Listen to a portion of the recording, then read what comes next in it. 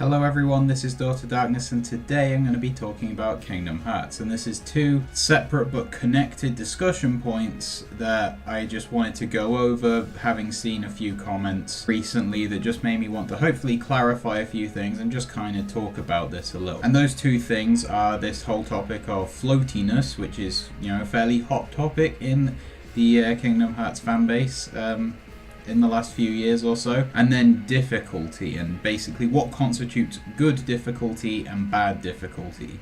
This will be mainly looking at games from the past, but with an eye forward for Kingdom Hearts 3, because there are some signs of improvement in 3 on some of the recent games, but also some causes for concern. And in both cases, it seems like a lot of people kind of don't understand what the issue is. They tend to feel like it might just be a cosmetic thing, at least in terms of floatiness. And honestly, that's fine. A couple of years ago, I was in the same boat. I didn't really see what the issue was. But having sort of seen more of it, played more of it, and listened to what other people have to say, it helped me to understand why it is actually a big issue beyond combos don't look quite as good anymore. And of course, the important thing to remember is anyone who's criticizing something like I'm going to be doing a bit here, we're doing it for the game's interest, because we want future games, namely Kingdom Hearts 3, to be as good as it can be. So then, floatiness. What is it, and why is it a thing? Essentially, it's an issue with the physics of a game, which primarily affects combos, but also pretty much any kind of attack, or any kind of movement ability or whatever. And it basically leaves you with these pauses between things that you want to do, as well as leaving basic combos kind of taking longer, basic attacks just being a lot longer and leaving you a bit more open.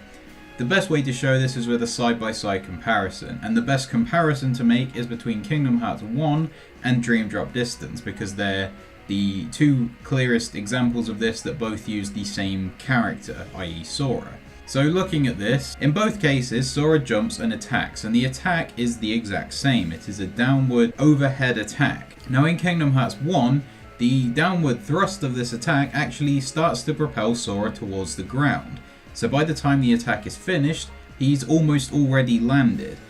Whereas in Dream Drop Distance, he does the attack, which doesn't affect his height at all, and then he hovers in the air for a moment before eventually dropping down. And this works the same for full combos, and it's the clearest comparison is that Kingdom Hearts 1 and 2, as well as 358 Days Over 2 and Recoded, do not have this floatiness issue. In those games, if you have an attack that's going down, or a finisher or whatever, you will start moving back towards the ground before the finisher is over, as opposed to doing the finisher in the air, stopping, and then dropping. In Birth by Sleep and Dream Drop Distance, as well as Rechain of Memories, to some extent 0.2. Now a lot of people seem to think this is a small and irrelevant thing that basically just affects the way it looks. Okay, so, I hovered in the air for a minute. Well, that doesn't mean anything. But it is more of an issue than that. The problem with this is that it leaves you open to attack. When you're hovering in the air, if something comes and attacks you, there is very little that you can do about it. Essentially, it leaves you in less control of your actions. You're more likely to get attacked while you're waiting in these little gaps that are admittedly small, but they mount up. These small gaps between things that you're trying to do that just make the whole thing a lot less fluid and leave you less in control of whether or not you die, which is why, partly, in Birth by Sleep and Dream Drop Distance, you are way more likely to just be killed out of nowhere, particularly on harder difficulties. This is going to lead to a lot of unfair deaths that you couldn't really do that much about. 0.2 and Kingdom Hearts 3 have made steps to improve this, and they've done things that are better than even what there is in Kingdom Hearts 1 and 2. Now you can break straight out of the middle of a combo into a dodge roll, or a block, or even a jump. So that is definitely going to help. If something is going to come and attack you while you're in the middle of a combo, you can dodge roll straight away or block it or whatever you want to without any issue. That's fantastic. But there's still problems in Kingdom Hearts 3 of this floating that enemies can take advantage of. It's something outside of your control that makes the game difficult. However, this leads on to the other point of difficulty, because I have seen a handful of people who understand what this is and why it makes the game harder, but they think that's a good thing, i.e. they want the game to be difficult, they want the game to be a challenge, and while I understand that, difficult does not always equal good. So on to difficulty. And if there's one criticism that people tend to make about Kingdom Hearts 2, which is widely regarded as the best game in the series, certainly the original version, it's that the game is too easy. You have so many options and you're basically able to cleave through most enemies without breaking a sweat. And often this is used as a defense for the handheld games, and I've seen people use this as a reason why, say, Birth by Sleep is their favourite Kingdom Hearts game, because it has a flashy, exciting looking combat similar to Kingdom Hearts 2, but it's difficult because you're going to be dying along the way a lot more. And Birth by Sleep and Dream Drop Distance in particular, their bosses are generally designed in a way that are more difficult for newcomers because they're a lot more relentless than the enemies in Kingdom Hearts 1 or 2. But that's the issue. I agree. A lot of Kingdom Hearts 2, certainly the original version and not on critical mode, can be fairly straightforward. You can get through things without too much difficulty. But the thing is, when it is difficult, when you get a boss fight or a mob fight that's difficult, 9 times out of 10, it's difficult for the right reasons, and this is really the crux of the argument I want to make today. The difficulty in Kingdom Hearts 2 comes from the enemies testing your ability at the game, which sounds fairly simple, but that's basically what it is. One of the hardest story fights in Kingdom Hearts 2 Final Mix for a newcomer is the Roxas fight. However, the Roxas fight is completely fair. If you die against Roxas or against one of the absent silhouettes or the data fights, normally it's because you failed at doing something. There's nothing wrong with dying, of course, it's all about learning and becoming better at the game, but that's the thing. In the process of taking on these challenging fights, you get better at the combat, and then you're going to find it easier because you've learned and you're better at the game. And the most obvious comparison here is the super boss, the biggest and hardest fight in Kingdom Hearts 2 versus the biggest and hardest fight in Birth by Sleep. That is, of course, the Lingering Will and the Mysterious Figure. Normally, if people talk about the most difficult fight in the series, it's going to be one of these two. So, in the Lingering Will fight, it is of course a huge challenge to overcome. He has a variety of different attacks that you all need different strategies to overcome. The margin for error is often very slim, particularly if you're, say, playing on level 1, where you're going to basically die if you fail to deal with any of his attacks. But then once he's done those, he'll have openings that allow you to do a consistent amount of damage before getting away so you can deal with his next attack. Most players will die a lot on this fight, but by the end you'll be a lot more capable of dealing with it. And this is one of those bosses where if you fight him again, having already beaten him, you will not have anywhere near the same amount of trouble that you did originally, which is a good secret boss design, because the optional bosses are supposed to be extremely difficult. But when you learn how to do them, it stops being difficult.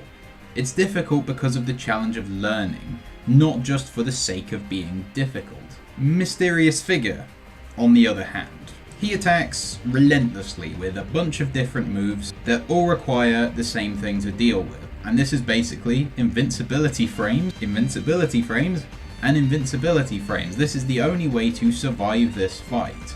I.e., with Ventus or Aqua, dodge rolling / cartwheeling as much as humanly possible. You will probably get repetitive strain injury in your thumb from fighting him from pressing square so many times. And then using Thunder Surge or another surge command that gives you, more invincibility frames. This is the only way to actually get through him because he attacks so relentlessly and so outrageously that there's very little way to fairly deal with him. If you're playing as Terra, who doesn't have the luxury of an infinite dodge roll, you're just going to die a lot until you get lucky. And this is why I see, veteran speedrunners who've been playing this game religiously for years and years, still, if they fight Mysterious Figure with Terra, they are very unlikely to beat him first try, because so much of it relies on what he is doing rather than what you are doing. This is a fight where basic combat is useless. It's not testing your ability at the game, it's testing whether you've maxed out your cartwheel. It's testing whether you've got the right command deck. And this comparison between these two just illustrates the point to me. Difficulty for the sake of difficulty is not a good thing. I have confidence that in Kingdom Hearts 3 there will be a bunch of fights that test your ability for the right reasons, because 0.2 had one who is on the same level as one like Lingering Will, a really difficult fight that is also fair, i.e. the Zodiac Phantom Aqua fight that is the best thing to come out of Kingdom Hearts gameplay wise since Kingdom Hearts 2 Final Mix released. But if there are still going to be issues like Sora not being in full control of himself when you finish a combo and suddenly you're floating in midair for a moment, then it's just going to make the game frustrating and very irritating for anyone to play through the first time. People are going to die a lot, but they're going to die for reasons outside of their control, and that doesn't make for a great action game. And that's really the conclusion of this. Difficulty in an action RPG needs to be something that the developers work on tirelessly to make sure that it is there to test your ability at the action combat in the game. The same way that in a turn-based RPG you get a boss, say, like Lady Yunalesca in Final Fantasy X, where you have to use all of your strategies and different abilities that you've learned at the right time in the right way to defeat her. It's not just about grinding, that won't be enough. Where a game is difficult, it should be difficult for the right reasons. And I hope that this has helped some people to understand really where I'm coming from and where other people are coming from when they're to some extent complaining about things not being difficult enough, but also things being too difficult. Because you want difficulty, but you want it to be a challenge. You don't want it to be the game just deciding, oh, I know, I'm going to kill him now. And that's why people have concerns for Kingdom Hearts 3 and the way the physics are. It's not because, oh, it doesn't look very nice. Kingdom Hearts 2 combat looks way better. I mean, that is part of it. The feel of a game is good. But the most important thing is that in Kingdom Hearts 2, you are in complete control of Sora. If you die, 9 times out of 10, it's your fault. In the other games, not always so much. And we want Kingdom Hearts 3 to be difficult for the right reasons. So that's everything I have to say. Please leave your thoughts in the comment section below the video. And while you're down there, please like this video if you did. And if you liked it, then check out my other videos and subscribe to this channel. And as always, thank you for watching.